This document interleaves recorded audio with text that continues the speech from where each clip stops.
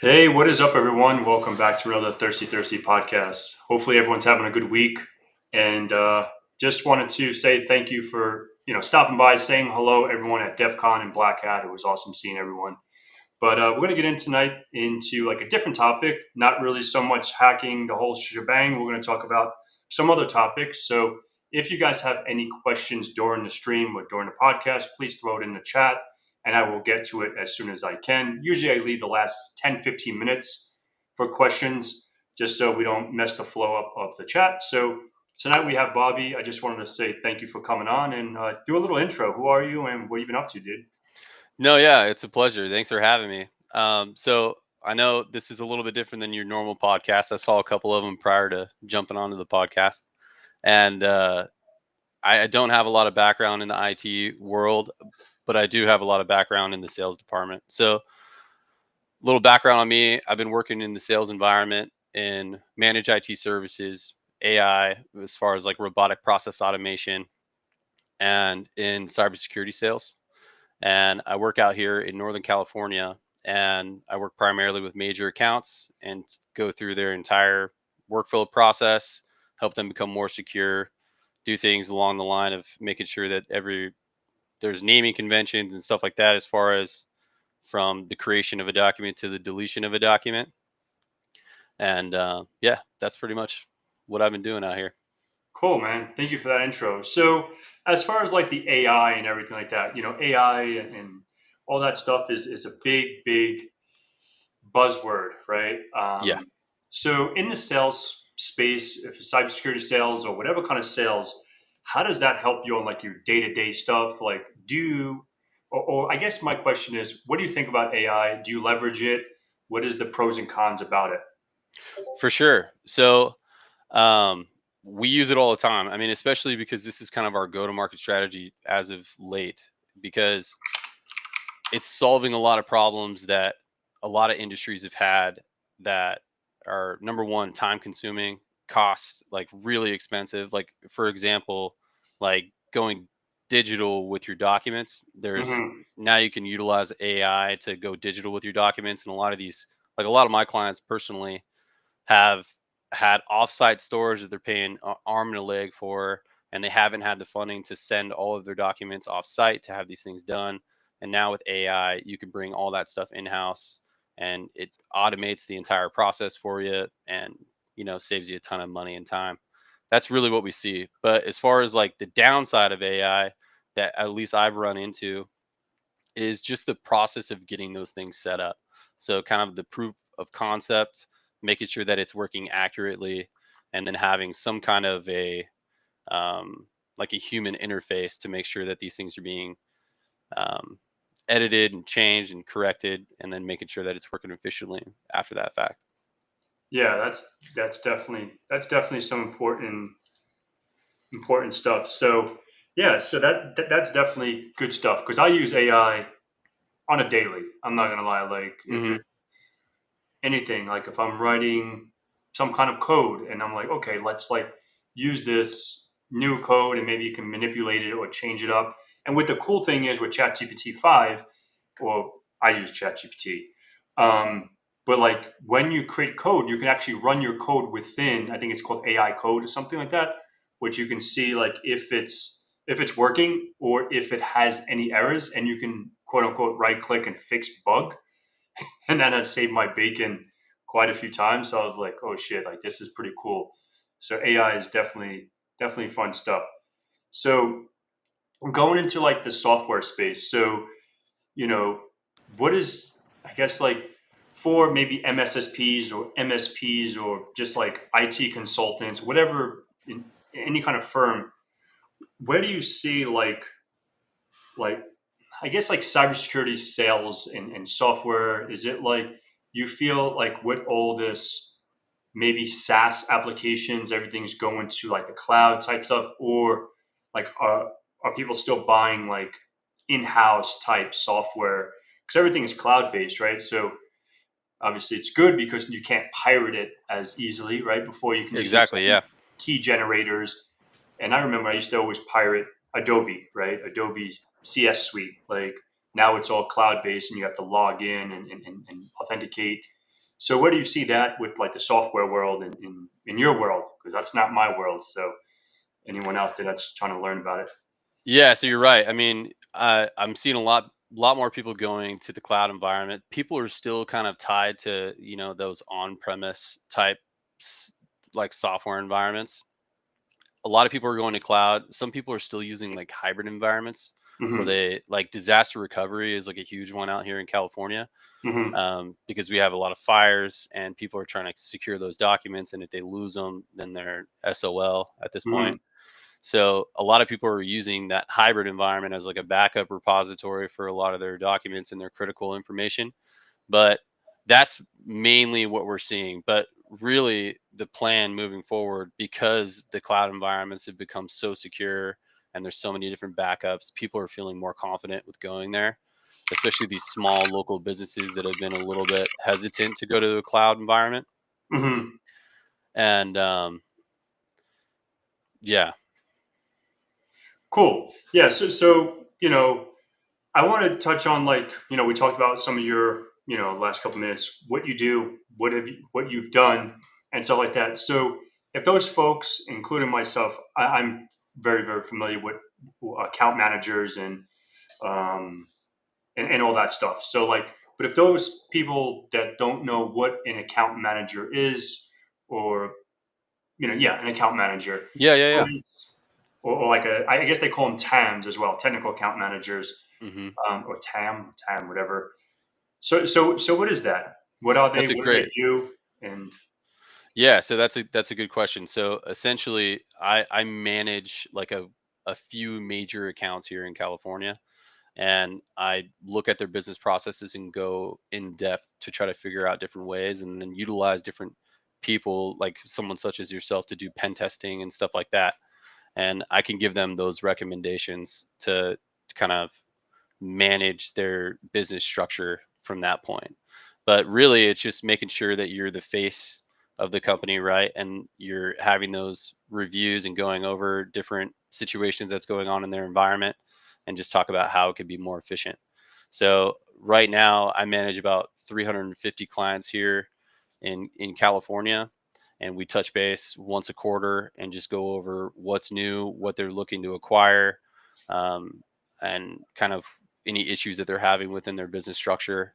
And then we kind of dig deep and go into like discovery mode.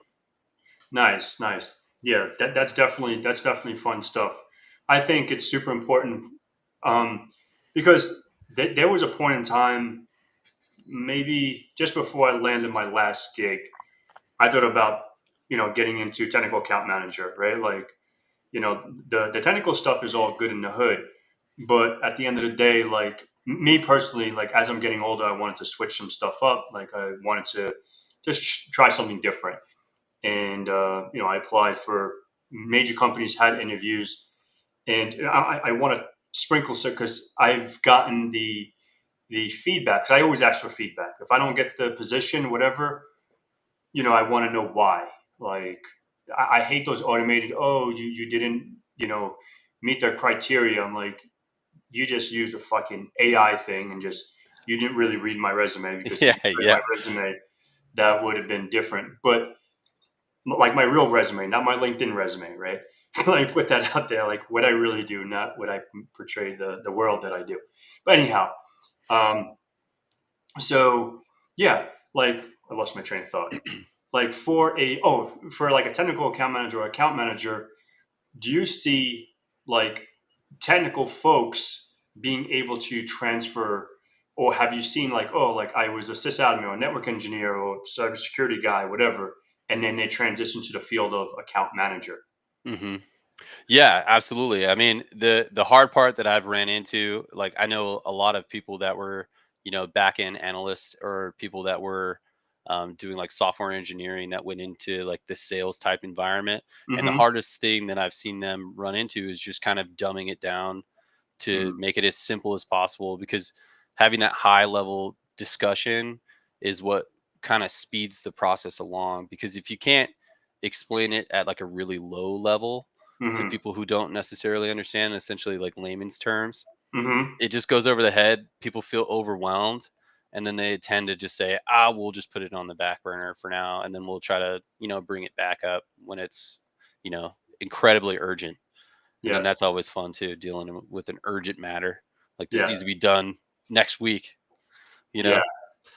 No, I like that because yeah, that's really interesting. That definitely happens quite Yeah. often.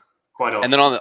on the flip side too, right? Like myself not knowing as much as, you know, someone who's in that software engineer or in the role of doing those things, I have to be careful not to go too far in the weeds, because I could really get myself in trouble if I don't know what I'm talking about, or say like this is going to happen. Typical salesman, right? Is saying like we could solve this problem, and then you go back and you're like, oh, we can't, you Yeah. know. So Yeah. I have to be careful too. Yeah, So that's a good point because and I remember, I'm not going to mention companies, but like our TAM comes on and they're like, oh, we're going to do this in a new revision. We're going to do that, because we had this problem and, this situation. And you're like, okay, when is it going to be fixed? When is it going to be deployed? Blah, blah, blah. And then the TAM or the account manager is like, oh, it's going to be next quarter. And then like 3 months goes quick when we're waiting for that new release. and yeah, and then it's not the case, and it's like, oh no, that's going to be in Q1 next year. For an example, it's like, oh shit, now it's 8 months away. Like, what the hell? yeah, Like, I thought it was just going to be in 3 months. So yeah, so you have to really, really be careful yeah, as a technical or an account manager. Make sure you get your ducks in a row because yeah. you can definitely get into some boiling water. And Eric makes a good point. That's exactly what I would do in that situation. If I start getting too far in the weeds and I don't have the answer, I go, you know what, we need to reconvene. I'm going to bring in a specialist to talk about this because we figured out the baseline of what the problem is Hmm. and the systems that you're using. It's time to bring someone in that knows what they're doing to fix the problem. I'm just kind of the middleman, Yeah. and I love it. Yep. Exactly. Yeah, But it can be pros and cons, right? Because you're the one that has to face me as a client, yeah, right? Not the technical guy. The technical guy just nerds out, but then I'm yelling at you because you're the one that told me this, right? yes, So it's like, that if you're ready for the smoke, then you're ready for the smoke. So yeah, that's what people have to understand. Like, I'm sure you get paid on commission as well. yes, exactly. And that's Yeah. kind of like money driven work environment for sure. Yeah. So, and that's the other thing too. I mean, you're managing these people for a really long time, especially when you do some kind of like a software solution or like a cybersecurity solution. You're managing it and you're making sure that it's working properly throughout the whole thing. Hmm. So, I mean, it's tough to say, right? Because you always think that you deserve the commission, but you really have to. You do deserve it. You have to be there for your client throughout the entire term, and you got to deal with the good and the bad. Hmm. And there's a lot of bad in customer service. I promise you that. Yeah. And it's funny because going back to what you were saying about customer service, I've, because usually we talk about, hey, like, how'd you get into cybersecurity? Oh, I worked help desk, I worked this, and I got into system admin and worked my way up. And speaking on customer service, I was 18 when I started working in IT, and or 19, sorry.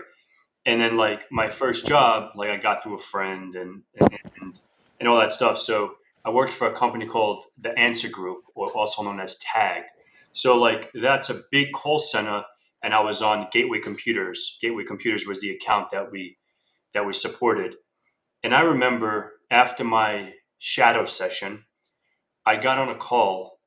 Remember, we're just troubleshooting over the phone, and I was green as my grass, right? Like, and the hook is fucking guy. He's crazy.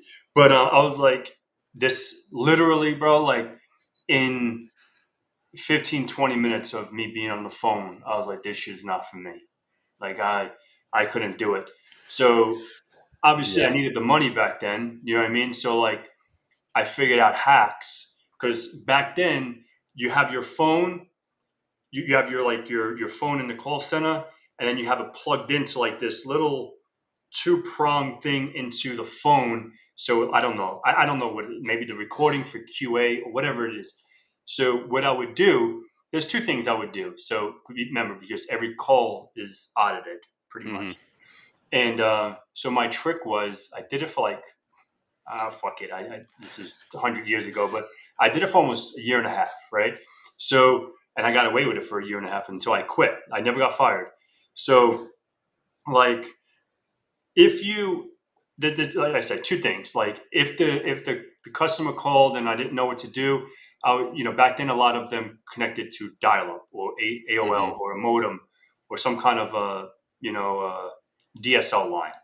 So I'd be like, okay, what we have to do is reboot your modem and check it out. So when they would unplug it, 99% of the time back then you were on a landline and you get Yeah. disconnected. Disconnected. See ya. So I lost the call, so I didn't have to deal with that person That's anymore. brilliant. I love it. And then I would just put in the notes, oh, call dropped.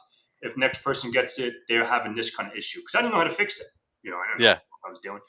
So, and the next thing I learned was like if you if you're on the phone and you press like it was like a pound like three times and you pull it out, the call doesn't record. So there was little things that I learned like in the month, talking to other people, like, oh, I would ask, oh, if you can't figure it out, you just go to your team lead, or how do Yeah. you get, and like, oh, fuck that. Like, this is what we do. Just because it's once one person get that hack, the whole fucking floor knows it now. Yeah. So, so I learned really quick customer service, like answering phones and doing all that stuff through the phone wasn't for me. Yeah. And then fast forward, then I got, into a field technician, and then I was sysadmin, network admin, cybersecurity, and now I'm at where I'm at now. But if I was going back literally like just a few years ago and I was thinking about becoming a technical account manager, I did like have like flashbacks. I was like, oh man, but now I know a lot Yeah. more. Back then I didn't know shit. So I Yeah. was like, now I can actually cough, cough, dark trace. Yeah, Eric, don't talk about dark trace, man. Someone already got banned about them, so don't do that. But yeah, I Well, wouldn't I got say. a good one for you as far as like turnarounds go. So if Mm-hmm. you have a really upset customer, there's a saying that says like two people can't be on the piss and chip. Have you ever heard that? Mm-mm. No. No. So essentially, what it means is two people can't be pissed on the same ship.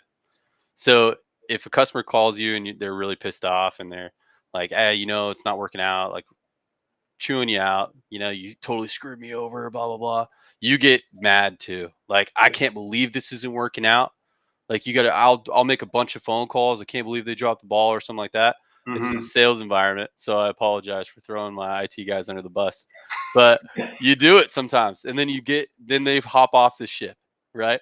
And then you move on.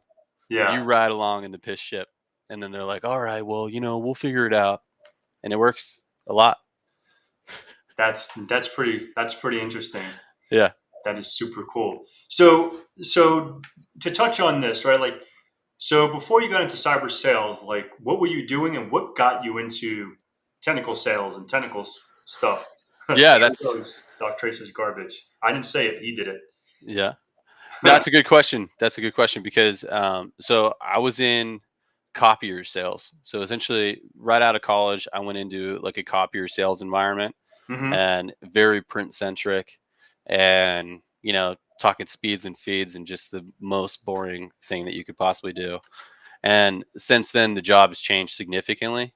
Mm-hmm. And now that I'm with major accounts, we still do copier stuff on the back end, but our primary like book of business is on software side and like managed IT services, and we do IT hardware too. But that's kind of what led me into this genre. I kind of switched positions in the same company, but yeah, copiers is what got me into getting away from copiers. Yeah, and that's cool because if you talk to any IT person, right, printers and copiers aren't our friend, right? Like that's always the most pain in the ass thing, and especially Yeah. back in like when 2003 server, even 2008, not R2, like 2008. Yep. Anytime you have an INI file on your print server, it's I don't know. I always felt like we had to like write our own drivers because Yeah. drivers wouldn't work, and like you would download it from the whatever whatever multifunction printer it is, and it would never work, or it would print then not scan. SMB Yeah. won't work. Oh, fuck this. I Yeah. hate printers. Yeah. So now I Most love people do. printers because it's Very rarely do you come across someone that's like, dude, I love printers. Never. yeah. Never. Only angry customers.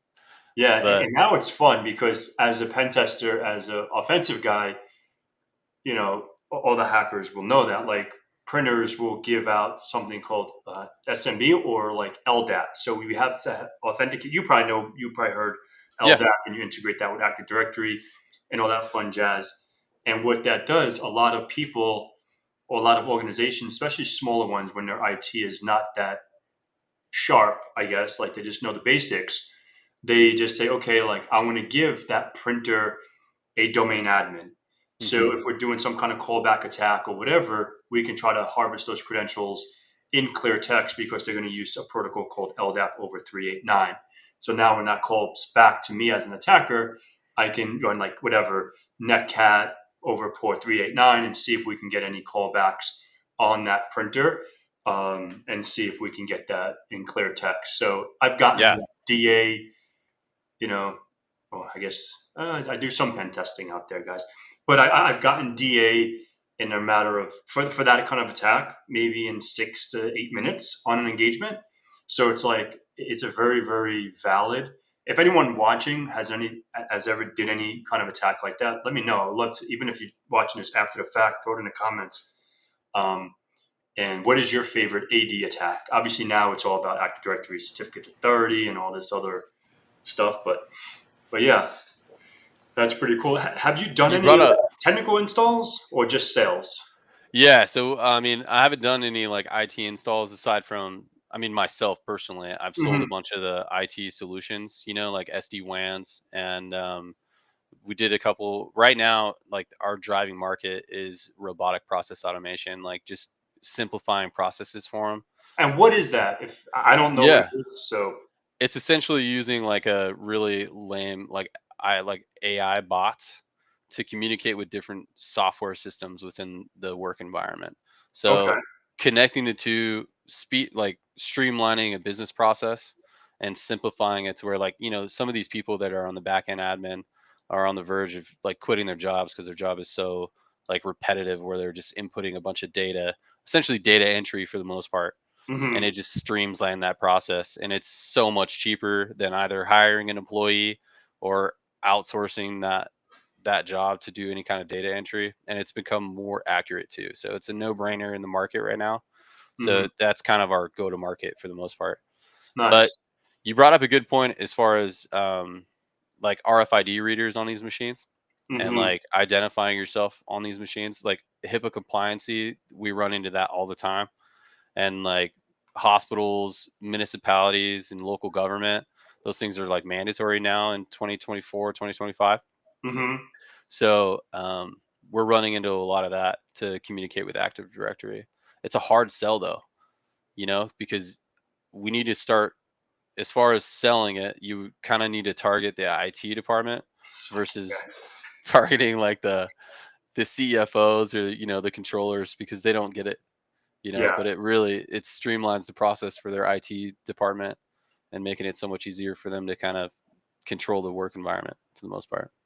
Yeah. So being, are you still doing printers and stuff like that today?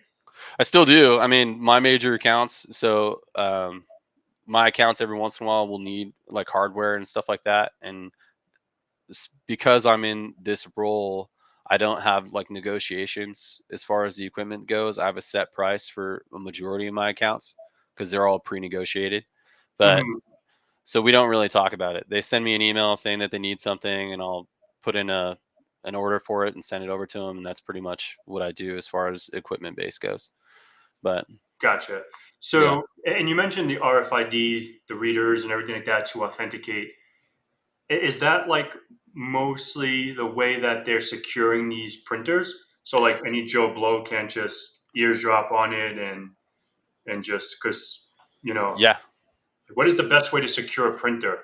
I mean, that's like step one, in my opinion. Like, if you really want to have a secure environment, number one, have obviously a secure network, but number Hmm. two, having authentication on these machines, because outside of that, you don't really, and then it gives you a high level idea of who's printing what and where the majority of the printing is coming from your environment. So I recommend it to every one of my major accounts, especially if they have more than five to 10 machines, Hmm. because just having that like high overview of what's going on in their environment, it just streamlines that process significantly. Plus, it like, will customize their user experience, right? Because they badge in, their information is all in there. Like, say they wanted to scan something to their email or something like that, they can do that automatically. So, and the next question, like, if anyone's watching this, like, oh, they're sick of IT, sick of security, whatever, how can someone pivot into, because, like I said, like, I failed, I didn't get those jobs because I didn't have, some kind of account management, even though, like, every day I'm dealing with accounts and I'm dealing with clients, I'm dealing with that, but I didn't have the title of an account manager. So, yeah, with Print Nightmare, yeah, that's definitely a good one.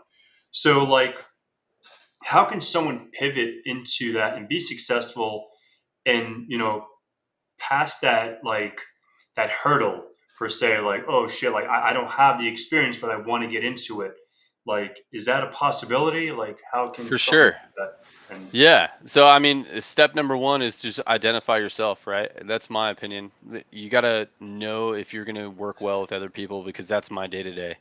Like I'm on the phone with people, I'm in person every single day, dealing with customer problems, and you got to know that before you go into it, right? mhm, Outside of that, basic trainings. I mean, you can do basic trainings, read basic books, and you can learn this basics of sales, right? mhm, But in my case, I've been doing it for 10 years, and in my case it's gone away from like an active sales role and more of just like a relationship role. yeah, Like they know that I'm there for the right reasons. I'm not trying to screw anyone over. I want to have a good relationship. I live in this area. I see these people at the grocery store. The last thing I want to do is like run into someone that's so pissed about their copy machine. That would be the worst. If someone was mad about their copy machine. But yeah, so I mean, relationships is like the number one thing that I would just kind of go in focusing on, especially if you come from that IT background and you've been working with these clients and you want to convert over to manage them versus doing the back end support for them. um, that's the best way to do it, is like word of mouth, obviously getting your name out there as like a respected person to manage their account, and mhm, then just go through basic sales training. Sales is not that hard as long as you're like a people person and you want to talk to people. yeah, no, most definitely. And I think it's just interesting because I was a director for 6 years, and working in that field. So I'm like, man, I have management experience over people and then accounts and everything, but I just didn't have that account manager. And they're like, no thanks. I was like, all Yeah. right, and I was like, maybe Yeah. that route is just not for me, or maybe this that company. And then this was a couple of years ago, and I was like, and then I landed where I landed, and I was good after that. But I did want to. I thought about doing some sales stuff because I was getting a little burnt out with the whole technical thing and just like technical stuff every Yeah. single day. And it's like, man, son, like I need a change. You know what I mean? Like Yeah. I need something different in my life, And I was talking to friends like, dude, like try to get into sales. Like sales is where the money's at. Well, and it was not even only about the money because Yeah. thank God I'm okay in that area. But like, I was just like, yo, like, I just want to do something different. Just give it a jingle and see if it pans out. I can always hack Yeah. something.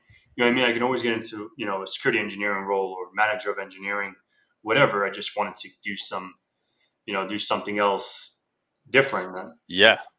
Well, you're in a unique position to do it, Yeah. because you know how to do the back end stuff.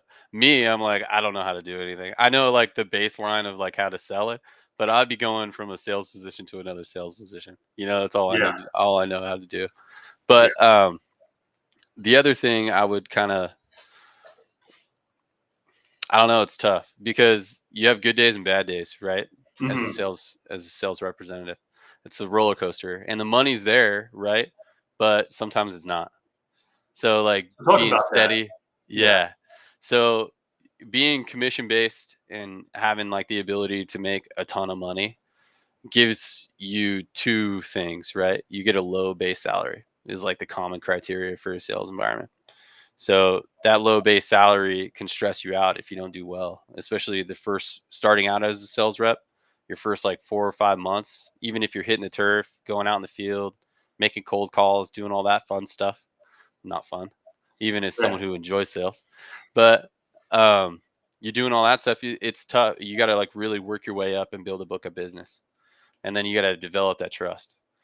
That's kind of the one thing that I would say to look out for if you're looking to go into a sales environment. Yeah, most definitely. And Chris has a good point. Like most good salespeople have that technical background from his experience, and that's true. And that's why I thought it would be a good idea to move into, a technical account manager. I can talk about the technicalities of whatever that product's doing. I understand the product. For example, CrowdStrike. I understand what EDR does. I understand what it is.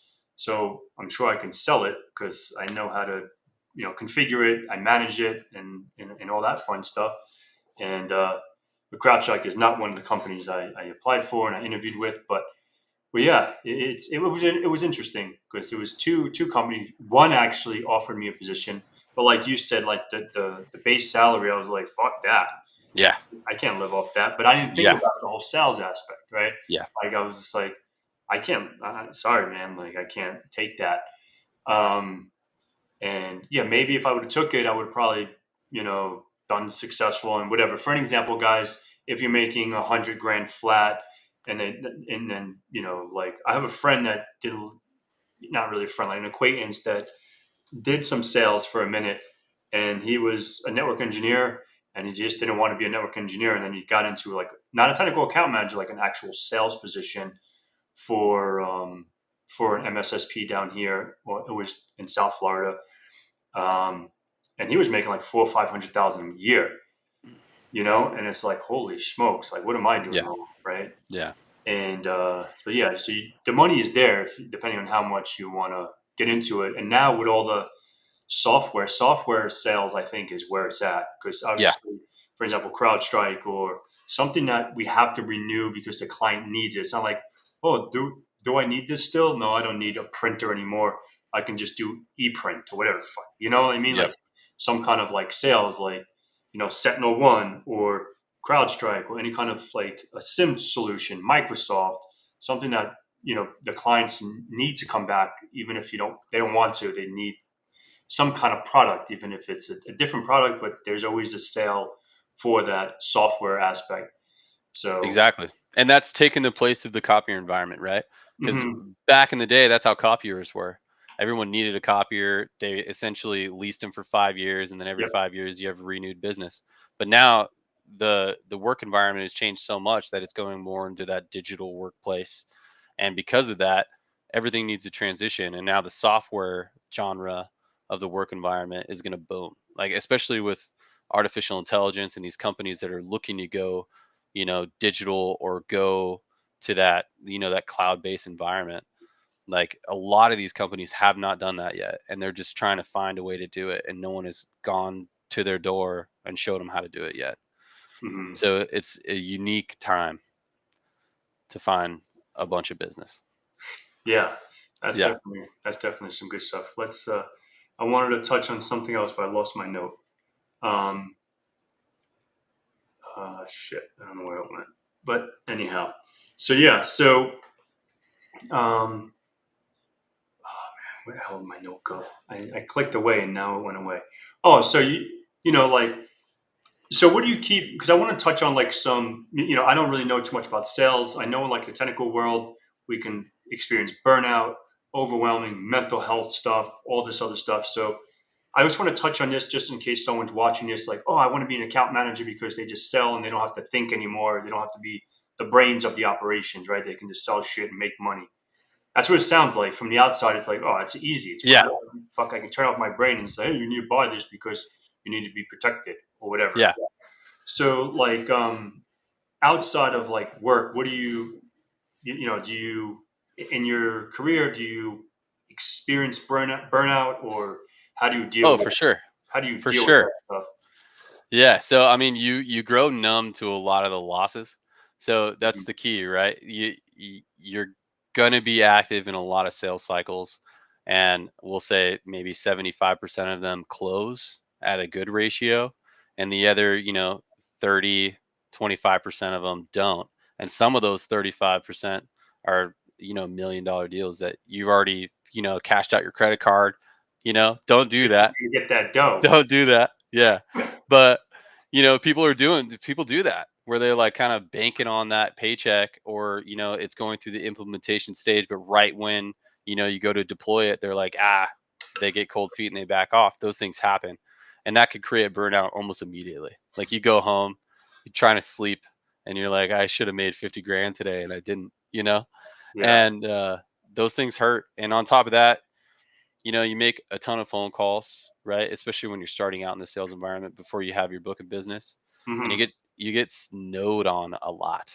Meaning like a lot of people don't want to hear from you, and I totally get it because when someone calls me, ironically as a salesman, I'm like, "Don't call me anymore."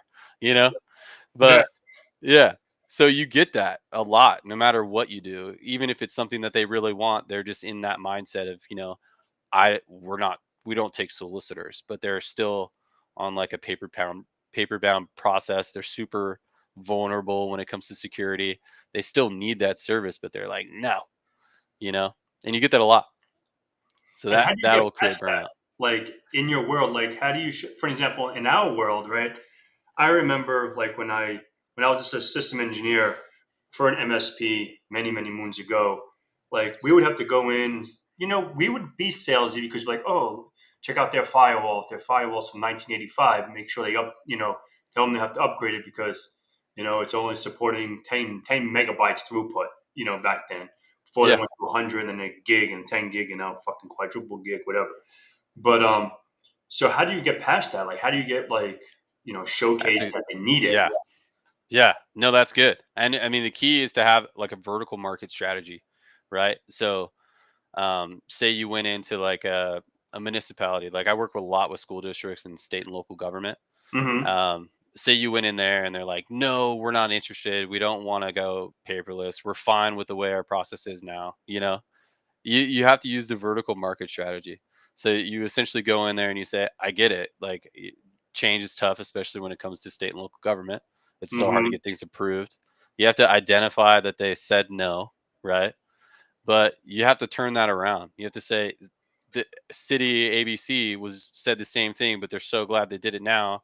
They're saving a fortune. They just got a ransomware attack, but they were able to solve that problem way fast. What are you going to do in a ransomware attack? And then you kind of push it back on them. Like what would happen if you were, held ransom, as far as I don't know if a city would get held ransom, or like hospital or something like that. But Yeah. um, what happens if you did that, or what happens if you lose these documents that you have to keep for the life of the city? Mm-hmm. You know, you got to challenge. And there's a amazing book. It's called the Challenger Model. And if you're looking to go into sales, it's a little old school book, but it's so good on forcing your customer to answer tough questions. Yeah. No, and touching that, right? Like ransomware and all that stuff. Like how, man, I guess like in the sales world, like have you dealt with someone like that? Like Yeah, going into so like speak on that a little bit. Like I'd love to hear about. yeah. So I mean, the sales environment is kind of nasty, right? I mean, I'm sure you guys have that idea in your mind right now. But someone gets a ransomware attack, you're knocking on their door, right? Mm-hmm. Not during the attack, obviously, but afterwards, you're like, hey, I know you got attacked, especially if it's like public information, like so, Mm-hmm. like healthcare environments. Those things go out to everyone that was involved, and there's a bunch of fines involved. There's all kinds of stuff, but Mm-hmm. it's an opportunity for a sale, right? I know they're probably in the market to try to solve that problem so it doesn't happen again. So you want to be a part of that conversation. But I've even had customers that did it and got held ransom, where their data was held hostage. And you go in there and you say, okay, well, let's develop a game plan. I know we didn't talk about it, or maybe we did, but you didn't listen. But now you want to hear it, you know. But yeah, I mean, you got to see everything as an opportunity, and even when it's not, you kind of know how to pivot to make it an opportunity again, if Mm-hmm. that makes sense. No, yeah, 1,000%. That definitely Yeah. makes sense. Yeah, and it's always interesting, right? Like the whole, because when people hold up for ransom, they do something called DFIR, digital forensics, incident response.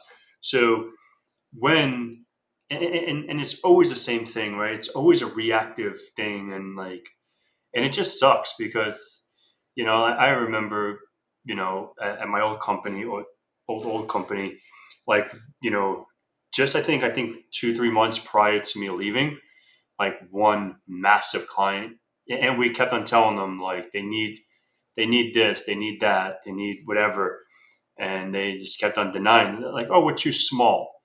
It was not that small. It's probably, I don't know, 8,000 users. You Yeah. know what I mean? That's not to me. That's not small. Like, Yeah. so 8,000 users, I would say that's medium. I don't know, Hmm. or maybe even more than medium. I don't Mid. know. Depends on Yeah. what. Mid to large for sure. Yeah, you know.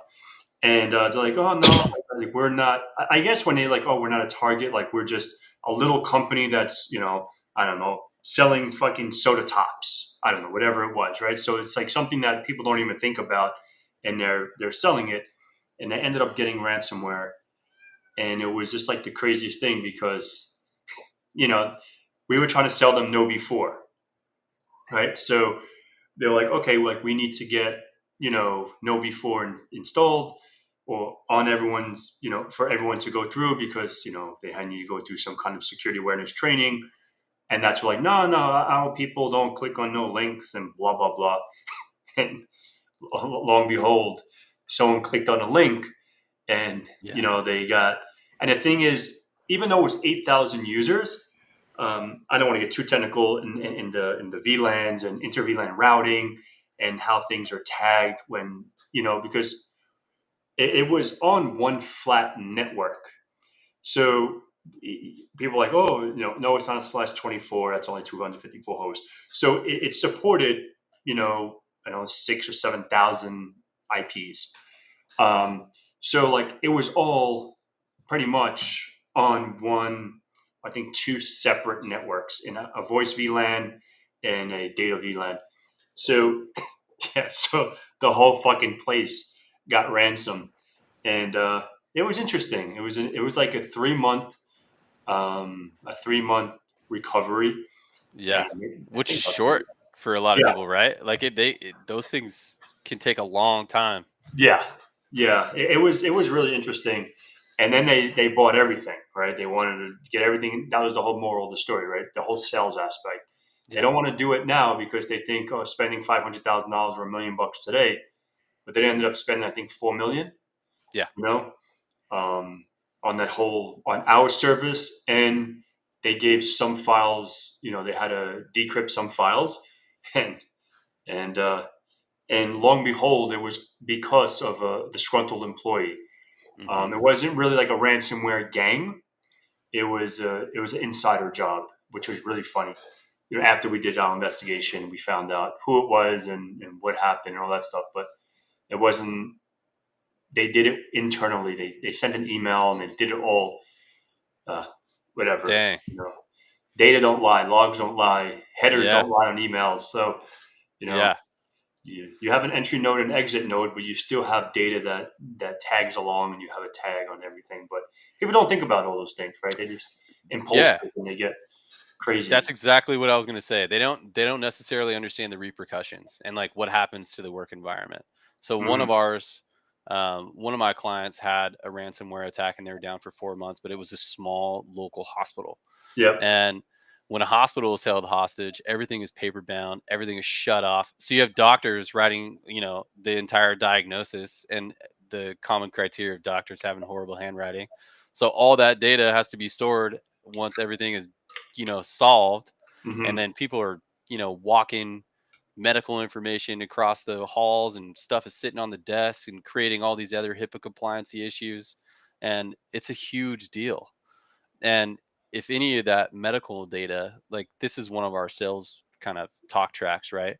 Is essentially if medical data is left on a copy machine or even left on a table or vulnerable in any way, meaning it was sent to somewhere or someone else has access to it, those are massive fines. Hmm. Massive fines. And when you compound that to an entire, you know, your entire hospital being vulnerable or being held hostage, that's an incredible amount of money in fines that could have paid for your entire solution to prevent it, you Hmm. know? And the other end, right, is pen testing, is to like find those vulnerabilities. So we do a lot of pen testing internally and with our clients to find those vulnerabilities, and then that usually leads to a bunch of different, avenues to sell them different products. Yeah. And do you guys do like, we don't have to reveal what company you work for, whatever, That's all right. but does your company do pen testing, or you guys sub it out? And say, for example, you sub it out for, you know, if you guys get the job and it's whatever $5,000, and you have to sell it to the client. I'm charging you $5,000 to do the job, then you have to tell the client it's 10 grand, so you get your 50% Yeah. or whatever. So it's like that, or do you guys do the pen testing in house? Like, did your team have a pen testing team? Yeah, so that's a tough question to answer. So right now I work with a company that has their own pen testing, you know what I mean? But the Nice, plan in the future is to eventually have that outsourced, right? gotcha. And then, hire people as like contractors to come in and do pen testing, people that we trust, and then we can kind of mix it up, right? Because when you have your own internal pen test team, they do the same pen test over and over again. Yeah, and it's a But for a bias, lot yeah, it's totally biased, and we're trying to, especially if we have other software in there that's supposed to be secure and then it's vulnerable. We're like, right? oh, Yeah, we're you not know, we're not alerting on that shit. Fuck that. yeah, you start backpedaling. So it's good to have like different eyes on it, right? So you can use different contractors. That's kind of my plan moving forward, is to Hmm. not like pigeonhole ourselves on using the same thing or having to use some certain software, but getting the right version of that software or type of software for the customer that would work best for them. You Yeah, know, that's kind of the plan. yeah, awesome. All right, so let's see, because we're about 15 minutes. I want to be Dang, close. that went fast. Yeah, yeah, 15 minutes. Let's see what cool comments. Because I'd seen a few, but I was trying to like pay attention to you. I try to be present because I have my ADD. And I'll start looking at these comments. Pat switched to a blue hat. Yeah, I got this actually at Black Hat. I like this hat. It's actually, it just sucks because one button, like this one, feels too big. If I put it one snap over, it's like super small. So it's like fucking weird ass head. No more old school LimeWire. Nope, nope, Chris. No more LimeWire. Oh yeah, Bear Share. I remember Bear Share. That was a good one. That was Barney stuff. All right, fuck you. Um, I don't know if you're saying my hat looks like Barney, but let's see. Let's schedule another hour meeting and we'll bring on the technical research. Oh, yeah, yeah. We touched on that. Let's go. But Chris with his hookers. You just have to have a hot sales girl. Yeah. And I wanted to talk about that for a second. What Eric brought up. Like Black Hat, right? Black Hat is about sales. So um, he brought this up if you. So you have to have a hot sales girl so you can, whatever, do your thing. So do you find I wanted to touch on that, and that's what another thing I thought about when I didn't get hired. I'm like, maybe they just had to go through the interview process just because I was on the list. So obviously, we all know, like when you're going through an interview process, like if I'm the person that's interviewing you, I already know who's in my mind. I just have to get it for HR to shut up, and we have to interview a Hmm. certain amount of people. Um, do you find like it's harder to compete with women as a male in the industry? Depending on the customer, for sure, for sure, you run it, you come across it. But I mean, it really depends on the client. If they want to work, because it for in on my side of the business, it's not really about how well I do anything. It's about the relationship. So who do they want to see every 3 months? You Yeah. know. Yeah, yeah, yeah, yeah. So as long as they know what they're doing, right, then I mean, it's a tough sell. But on the flip side, depending on the client, they very well might not want someone like that in there, and they'd rather have someone like me in there. Yeah. So it does flip. I would say it's less often, um, the latter. Yeah. It's more often that they want, the hot chick in the Yeah. seat, meeting with them every quarter, Yeah. depending on who owns the business, right? Exactly. Yeah, and it's interesting because when I was at Black Hat, like you'll be surprised, like a lot of the because that's more business oriented versus all the hack and sacking. Yeah. And there's a lot of females, in that, doing the sales and doing the demos and all that's the nerds, right? But Yeah. like doing all like the calling and the email, when they scan your badge, it's like always a girl that's emailing and Yep. all that stuff. All right. There's ways around it though, right? So my way around it typically, if I know the people that I sell against in my area. I've been here for long enough to know who they are. Mm-hmm. And when I hit that point, I try to find a different avenue. Like, do you Yeah. play golf? That's the other beautiful job, like the part of this job as a sales environment is that I can entertain my clients however I feel fit, Fair right? enough. So I could take them golfing, like, hey, are you really into golf? Or hey, duck season's right around the corner. I'll take you duck hunting. Let's go on the boat, do Yeah. stuff like that. And you just kind of have to adapt with the environment and try to build that relationship in a different way versus like, hey, you know, do you want to see the hot chick every 3 months or you want to go hit the duck blind? You know? Yeah. Fair Yeah. enough. Fair enough. Yeah. Oh my God, Gateway PC is blast from the past nightmares. Yeah, it was compact and Gateway. Yeah, I worked for them for a year and a half. My first job in IT after being an electrician. My uncle, I worked for Gateway Computers. Blah blah blah. AOL, ISDN. Yeah, wow, times has changed. Yep, exactly. Funny. I love my job. Ticketmaster, non-tech, but $9 an hour. Yeah, nine. I was getting $16 an hour in 2005. So I was not doing bad, but answering phone calls wasn't my thing. What kind of conference does one go to for? Okay, that's a good one, Curtis. So, what kind of conferences does one go to as an account manager for tech to Oh, sell up that's a on? good question. So I mean, the the common um is you do a lot of like BNI groups, so or a part of like Chamber of Commerce, and try to Mm-hmm. find the corporate headquarters, find the right people to talk to. It's really about the contacts that you're trying to find, Mm-hmm. and you can go in. So a lot of these Chamber of Commerce that we work with, they have a list of everyone that's a member of the Chamber of Commerce, and then you find that list, and then you find the person you want to meet, hit him up on LinkedIn, say, hey, I'm going to be at the chamber meeting this weekend. I'd love to, chat, meet up. And then the other benefit too is if you're kind of a higher level member of the chamber, you can do presentations to the rest of the chamber, which is kind Mm. of cool. So we do a lot of that, and then we do some in-house like open houses where we go over like different tests and stuff like that. But the main, as far as events go, like Chamber of Commerce, BNI groups, that kind of stuff. Nice, nice, cool. And then Paul saying dark traces garbage. Get core light. Um, right on. Right. Boom. Blah, blah. Oh, thank you for the hookers. $2 for the hookers. True. True. Thank you, thank you. Per Nightmare, I'm just getting caught up here. I used Per Nightmare exploit in the past. This is a good one, and it was really fun. Yes, this thing, yes. Finally caught. Awesome, Jonathan. But you're about to be at the tail end. Well, I guess you got in about a half hour ago, so cool. Glad to have you. FedEx. Yeah, I'll see you this weekend. Text me, FedEx, if you're still watching, because yeah, just text me. Do clear Blockbuster, dude, clear out your wallet. Yeah, I actually do still have a Blockbuster card. It's in an old wallet where I have my library card and my New York State ID. It's just like my old wallet of all my memorable things. Oh, blah, blah, blah.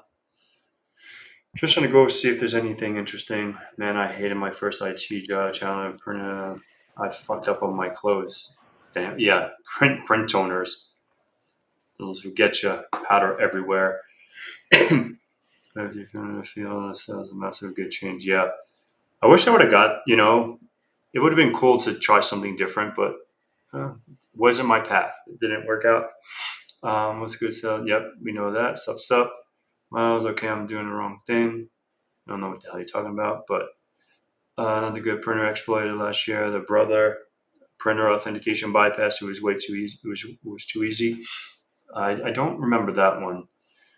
The newest one I use is this year's Canon ETF exploit. When it fails to crashes everything but tweet, and you can get an RCE. An RCE is remote code execution, so you can access that system. Yeah, printers suck ass. InfoSec Pat asking the tough questions, loving it. I just ask questions. I don't. I'm not. I'm not a sales guy. So it's always, I like to ask those questions from like an other person's perspective if they want to ask that question and just to get that info. I thought those questions were great, man. I mean, yeah, I love those questions. Yeah, try my best. Um, Bob needs to go to Blackout for sure and DEF CON. Yeah, yeah, we should Yeah, definitely come next year. Come out there. It'll be a good thing. Yes, yeah, I'm down. /19 is 800. Yes, 800, 8,190 IPs. I think they actually had a /18, but I have a question. All right, so Neo, let's see, what is it? I have a question. Suppose I have a very good software, far above the market, but a few people know about it. How can I make people know it and increase sales? Oh, that's a good one. That's a good question. So number one is find your target market, right? So depending on whatever software that you've created, know who it's going to affect the most, and then go out there and attack that market. And then once you get one client, you can go down the vertical rabbit hole, right? So you get the one client, use it as a case study, and you could take it and multiply it across the land of that vertical market, depending on it. But Cool. really, I mean, you got to know what your target market's going to be industry wise. Yeah.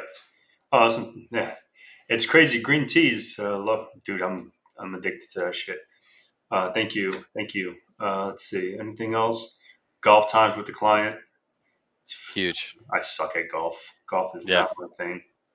And then you start betting, hey, closest to the hole, you get the deal. You sign a paperwork on 18, dude.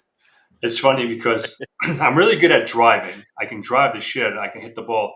And thank you to Curtis. He made me a cool little video today that I swing the club and I smacked the shit out of it at in Vegas for like I think it was EC Consoles Black Hat event.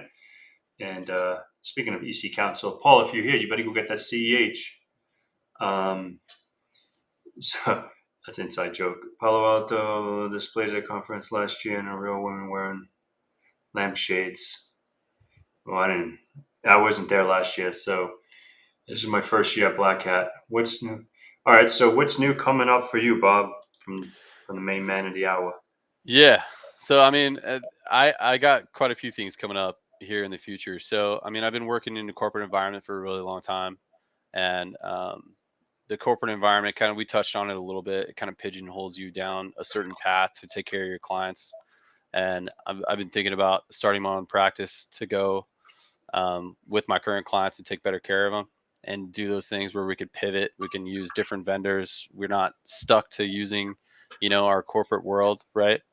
Using exactly what they use and all proprietary software is under the company that I work for. So it's in the works right now. So that's kind of what's up and coming for me. It's to Nice, branch out. nice, awesome.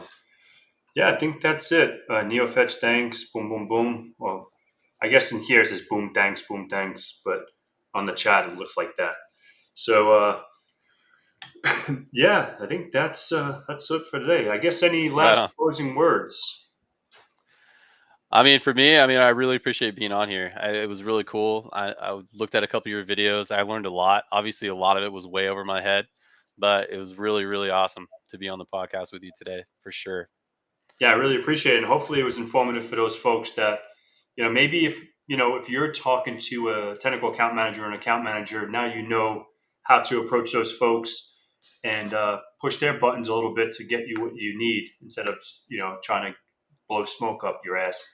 Yeah. But yeah, awesome, Bob. Thank you so much. And I guess the last thing I want to say, like, if people want to connect with you, maybe have further questions, maybe about your new stuff that you're building, link up with you, how can people get in contact with you or connect with you? Yeah, for sure. So, I mean, you can go to my Discord, obviously, and we can have a chat if you have questions about how to go to market with the software, especially. Because we could talk about it. I could go to market for you. I'm Yeah, down with that. But obviously, if you want to keep it yourself, I could help you do that. And I could, even if you explain your software or do anything like that, to me, I could tell you what markets would really benefit from it because I work in all of them, especially here in California. But yeah, my Discord, and I could put that in the chat too, yeah, yeah. so Throw it everyone in the has chat it. here on the private chat, and I'll throw it in the public chat Or if you could Okay, throw it in cool. the public chat, do you have access to the public chat? No. Okay, so throw it in the private chat. I didn't think so. That's why I just Okay. throw it there, and I'll throw the Discord. Do you have a Discord server that people Yeah, can? I have a server. My buddy Sweet. hooked it up. Yeah. Who is that? Our buddy? Kurt. Yeah, Curtis Yeah. hooked me up, man. Yeah, he has to hook me up too. He's No, been I got legendary. some good mods, but I would love to make it a little more engaging. That'll be no the stinger. Like, let me see who are all the mods. Kevin, Glenn, I think, and owned, which is my friend Devin. But I think Hoodie too. I think I made him a mod. I don't even know, but yeah, shoot it here. Okay. And then I'll throw it in the chat and people can join. Oh, sweet. All right, let me copy this. All right, if you guys want to join his Discord, let me join it now too. Of course, I've lost the fucking thing. All right, that's that. Oh, here we go. All right, cool. So if you guys have any questions with sales and all that fun jazz, hit them up. And that's it for now. Thank you so much, Bob. And Yeah, Curtis, thank you. thank you for introducing us and all that fun stuff. And I'll see you guys on the flip side. Take care. Have a good night.